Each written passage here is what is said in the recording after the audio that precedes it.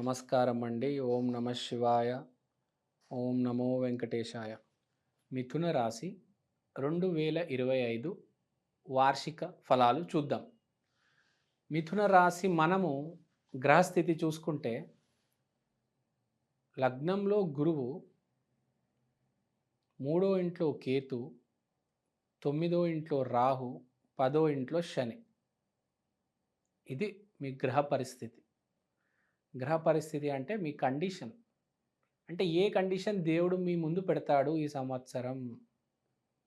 ప్రతి మనిషికి కండిషన్ ఉంటుంది జీవితంలో. అయితే మేజర్ లెవెల్లో చూసుకుంటే ఏ కండిషన్ పడుతుంది. ఫస్ట్ మిథున రాశి వాళ్ళకి ఈ సంవత్సరం ఛాలెంజ్ ఏంటంటే బరువు. లైట్గా బరువు పెరుగుతారు. బరువు పెరగకుండా ఎలా, ఏం చేసుకుంటే మంచిది? ఇది పెద్ద విషయం కాదనుకుంటా.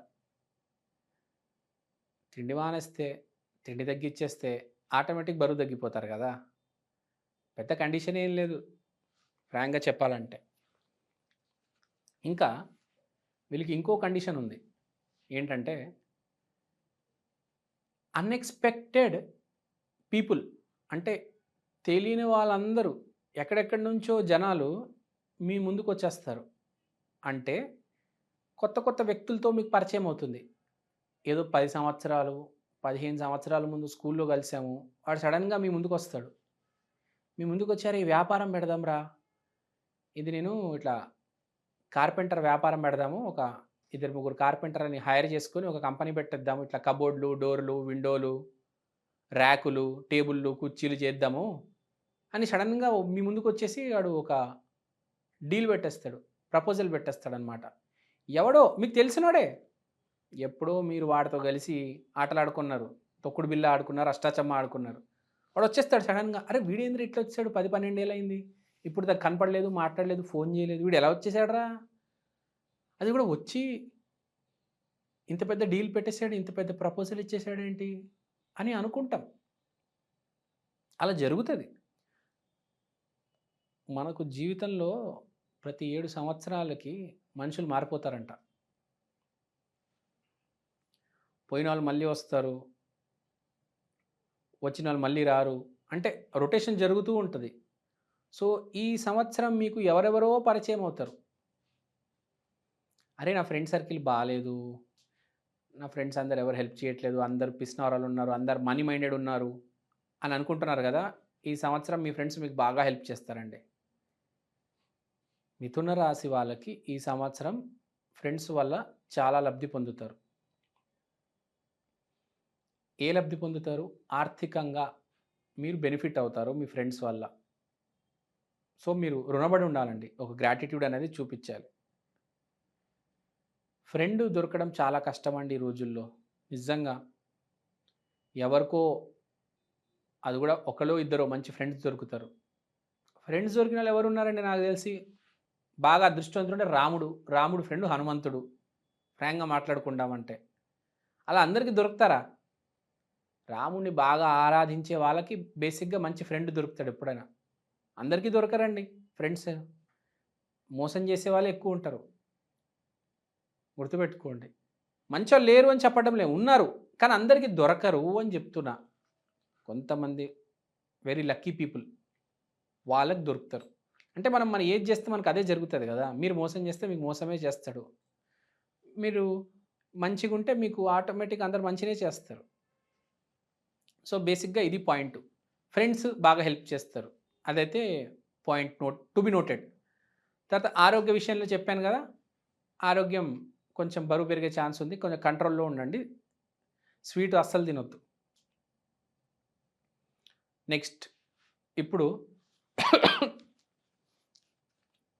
మీ అదృష్టం ఈసారి అవుట్ స్టాండింగ్ అన్ఎక్స్పెక్టెడ్ పనులు చేయడం వల్ల కలిసి వస్తుంది. అంటే ఈసారి మీరు ఏదైతే అసలు చేయకూడదు, నేను ఈ పని చేయను అనుకుంటారో, నేను వీటితో అసలు మాట్లాడను, ఇప్పుడే చెప్పాను కదా, అన్ఎక్స్పెక్టెడ్గా ఒకడు వస్తాడు, ఏ వీడు ఎందుకు వచ్చాడరా ఇప్పుడు అనుకుంటారు, వాడితోనే మాట్లాడతారు. తర్వాత చేసే పని కూడా ఈ పని నేను జీవితంలో అస్సలు చేయను అనుకుంటారు. ఆ పనే చేస్తారు. ఆ వ్యాపారమే మొదలుపెడతారు.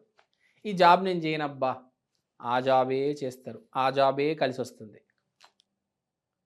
ఆ వ్యాపారం, ఆ వ్యవసాయం, ఆ జాబు, ఆ పంట వద్దు, వద్దు, వద్దు, వద్దు, వద్దు, వద్దు అనుకుంటారు. అదే వస్తుంది. అదే కలిసొస్తుంది. సో, మీరు ఈ గైడెన్స్ ఇష్యూలో కొంచెం మిస్‌ఫైర్ అయ్యే ఛాన్స్ ఉంది కాబట్టి, గైడెన్స్ కొద్దిగా జాగ్రత్తగా తీసుకోవాలి. ఒక 10 మందిని అడిగి అప్పుడు వ్యాపారం పెట్టండి. కొంచెం మీ గ్రాండ్ ఫాదరు ఆ రేంజ్ పీపుల్‌ని అడగండి. మీ ఆ రేంజ్ పీపుల్‌ని అడిగి అప్పుడు మీ ఫ్రెండ్స్‌తో కలిసి వ్యాపారం చేయండి. లేకపోతే మీరు సోలోగా, ఇండివిడ్యువల్‌గా చేయాలన్నా కూడా చాలా మంచిది. కానీ మీ గ్రాండ్ ఫాదర్ ఆ రేంజ్ పీపుల్, ఆ ఏజ్ పీపుల్, బాగా ఎక్స్‌పీరియన్స్‌డ్ పీపుల్ దగ్గర అడ్వైస్ తీసుకొని వ్యాపారం చేస్తే ఈ ఉద్యోగం చేయాలా వద్దా అని కనుక్కొని ముందుకెళ్తే బావుంటుంది.